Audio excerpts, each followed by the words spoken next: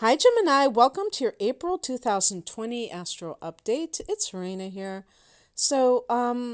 This time for you is a time of idealism. The sun is in your 11th house, which is a house of hopes and wishes.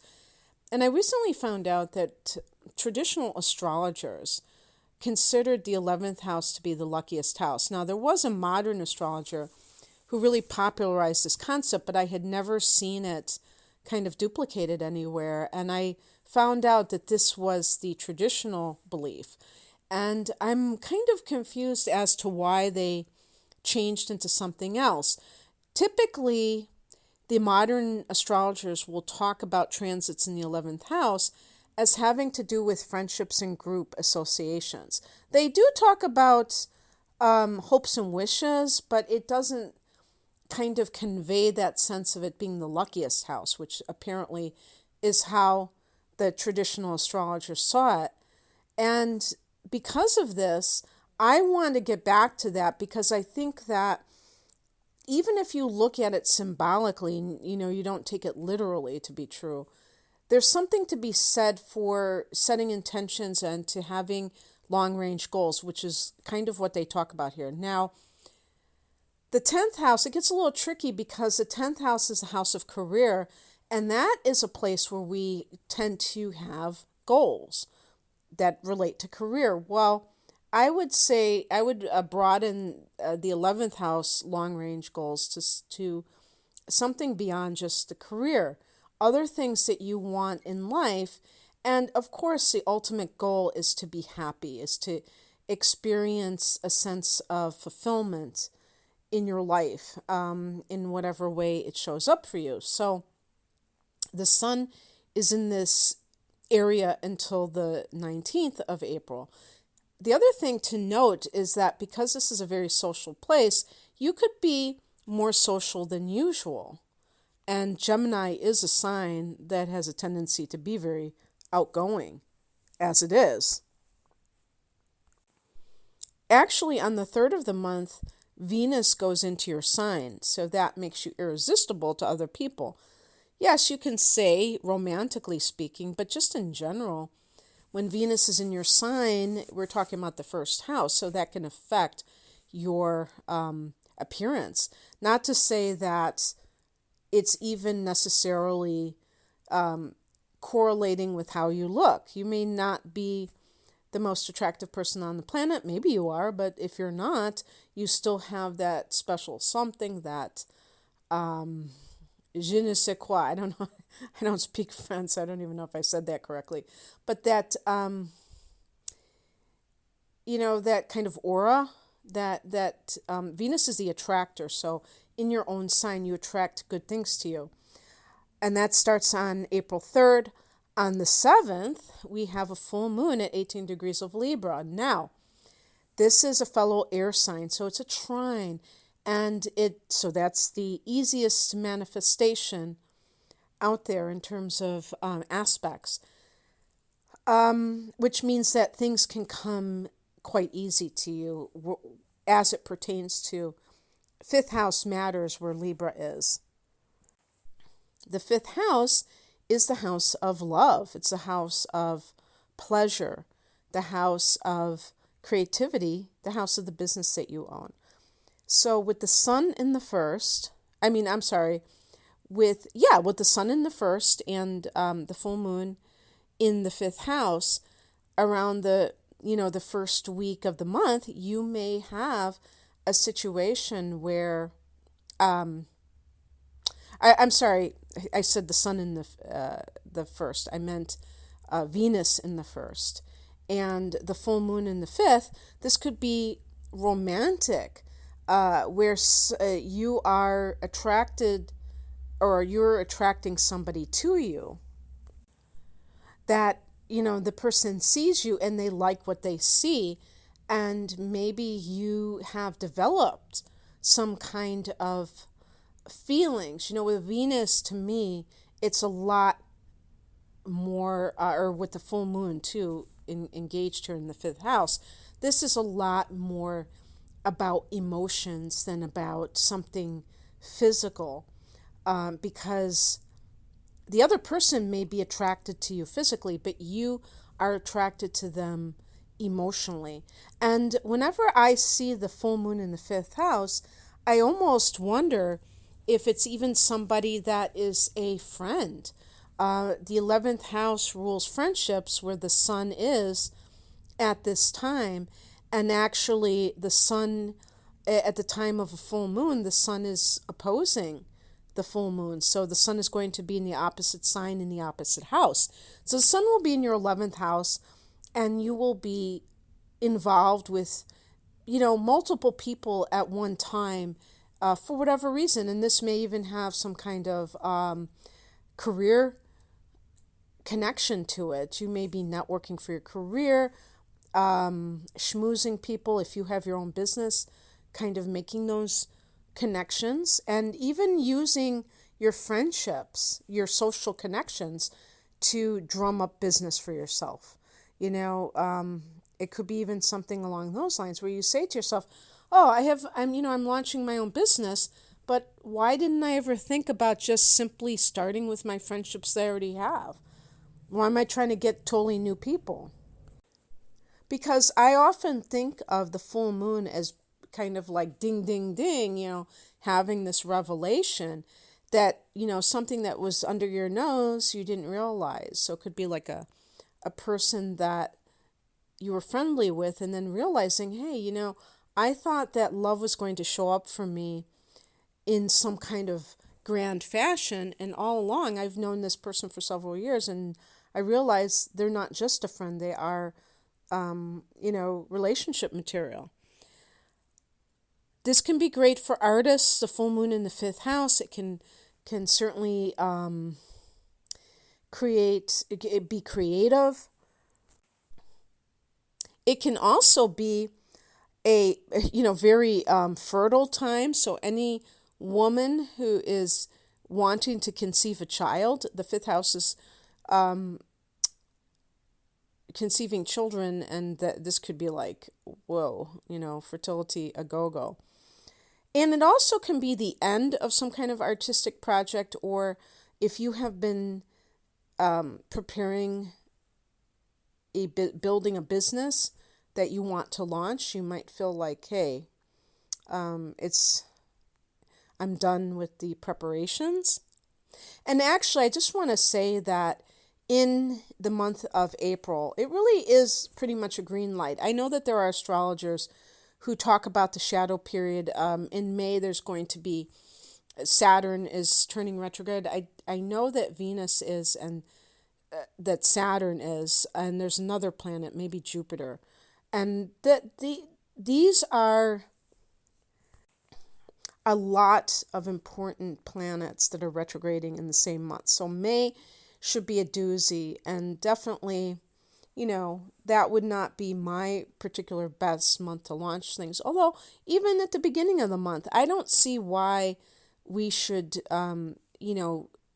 spend all this time not launching things. I just don't think that's right. I think that creates a very much matrixy kind of a vibe. And yes, I am giving my opinion. That's what I do here. I impart my own personal feelings, which will go against other astrologers, and that's perfectly fine. The reason I'm saying my opinion is I'm getting a little bit self-conscious, because I've had people say, well, that you shouldn't give your opinion. You should just talk about what's happening.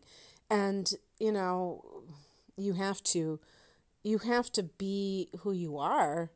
And it's not just about regurgitating information. As far as I'm concerned, it's putting yourself. That's what makes me different than somebody else. But anyway, so you may be trying to launch something, and you're done with the preparations. So that's on the 7th. Then we have Mercury going into Aries on the 11th. And for you, this again is that 11th house. Mercury in the 11th, chatty Cathy, something that's very, you want to reach out to people. There's got to be some reason for that. And, I suppose it's perfectly possible that you're just in a very social mood. but I wouldn't be surprised if it has something to do with maybe a personal endeavor that you're launching and you want the support of people that you know and you want to broaden that net, that social network. The 11th house can also be the internet. So you may be using that more to get the message out than you normally do. On the 19th, the sun goes into Taurus. So that's your hibernation time for the next month. Taurus is a sign right before you, Gemini, and therefore is the 12th house. And it's a gestation period, the time that, so you've been very social, and now maybe you're going to start to kind of keep your own counsel, be more reflective, and less outwards, less extroverted, more introverted, but for a good cause, so that you can be prepared for your solar return and your new moon, which is coming in another month in May. On the 22nd, you have a new moon at 3 degrees of Taurus in that 12th house. So how does that work when you have a new moon in the last house? Because people say, oh, well, the 12th house is the house of unfinished business, tying up loose ends, and that could certainly be true. However, it can also be a place where you are perhaps incubating. So this could be that womb, the womb with a view, where you're looking out at the next solar cycle that will begin in the latter part of May, where you will have your solar return. Technically your solar return is your birthday, but sometimes not even on your birthday, the exact degree of whatever sun, if your sun is in Gemini, whatever your exact sun sign is, and year to year, your sun sign, your particular degree of sun may not fall on your actual birthday. So it's, probably just like a day or so apart from what your actual birthday is. But that's your solar return period. That's your official solar return. But in general, when the sun goes into Gemini, which I believe is May 22nd this year. So it's going to be an early degree, just like this is 3 degrees of Taurus. I believe it's like 2 degrees of Gemini. And so this is that gestation period. So you can already like start to think about what kind of intentions you plan to set for the upcoming solar cycle, and kind of like really feel into it when you have the sun in the 12th house. On the 25th, we have Pluto going retrograde. So there is one retrograde in April. That's Pluto, outer planet. 25 degrees of Capricorn. Very interesting. On the 25th at 25 degrees. I always like, as a numbers freak, I always add up double digits to kind of get a feel for that. So it's number 7. And that's the number of the turning point, but it's also the number of introspection, artists, and meditation. So this is in the 8th house. It's perfect. Okay, so Pluto rules the 8th house, by the way. When Pluto is in the 8th, we are it's not even about what we're trying to do. It's really about what is being done, which is really doing a lot of shadow work. Things can come up in the person's life that force them to look at things that they don't want to look at, which is within themselves, addictions, hatred, all the negative, the real hard emotions. But also the ways when Pluto is there, we're talking also about the power struggles, and what your concept of power is. When Pluto goes retrograde, it becomes even more internalized. So it's going to form a conjunction with Jupiter,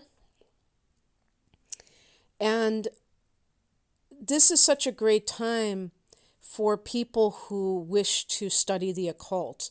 So anything that has to do with astrology and the tarot, as well as what do you call it? Like just other esoteric spiritual topics. Okay. And, the ninth house to me is more like organized religion and that sort of thing. The eighth house to me is more of like the secrets of the universe. And you're studying them not just for, maybe doing it for a living or something like that, but doing it for your personal power. The only thing that you really can control, since you can't control other people. So that's something that can really come into play. And then on the 27th, Mercury goes into Taurus in that 12th house. And your mind, which of course this is your ruler, is going to be in a different type of a place. We think of communication as being linear, where we're talking about things in a grounded way, in a logical fashion. And in the 12th house, it's Neptunian.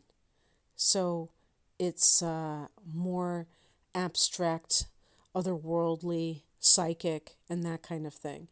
And that can also lead, since the 12th house is a house of solitude, for you maybe doing more inner reflection rather than extroverted yakking it up.